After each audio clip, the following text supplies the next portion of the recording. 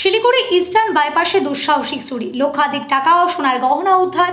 শহরের eastern bypass সংলগ্ন ক্ষুদিরামপল্লী এলাকায় একটি বাড়িতে দুঃসাহসিক চুরির ঘটনায় চাঞ্চল্য ছড়িয়েছে। চুরির ঘটনায় লক্ষাধিক টাকা ও সোনার অলংকার উদ্ধার হয়েছে বলে অভিযোগ।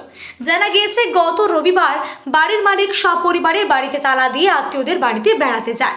এরপর মঙ্গলবার সন্ধ্যায় বাড়ি ফিরে মেইন দরজা খুলতেই চুরির ঘটনা চোখে পড়ে।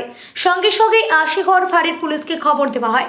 খবর পেয়ে পুলিশ ঘটনাস্থলে পৌঁছে তদন্ত শুরু করে এবং আশেপাশে সিসিটিভি ফুটেজ খতিয়ে দেখছে। বাড়ির মালিকের দাবি, বাড়ির আলমারিতে প্রায় 4.5 লক্ষ টাকা নগদ এবং বেশ কিছু সোনার গহনা রাখা ছিল। এর মধ্যে প্রায় 4,20,000 টাকা এবং কিছু সোনার অলংকার বেছে বেছে চুরি করে নিয়ে গিয়েছে দুষ্কৃতীরা। পাশাপাশি কিছু গুরুত্বপূর্ণ নথিপত্র খোয়া গিয়েছে। ঘটনার রহস্য আরও গভীর হয়েছে, কারণ বাড়ির মূল দরজাও তালা অক্ষত রয়েছে বলে জানিয়েছেন বাড়ির লোকজন। এমনকি বাড়ির উপরের টিনও অক্ষত অবস্থায় রয়েছে।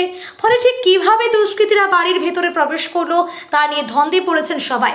স্থানীয় সূত্রে জানা গিয়েছে, এর আগেও পাশের একটি বাড়িতে একই ধরনের চুরির ঘটনা ঘটেছিল। ফলে এলাকায় আতঙ্ক ছড়িয়েছে। ঘটনার পূর্ণ তদন্ত শুরু করেছে আশিঘর ফাঁড়ির পুলিশ।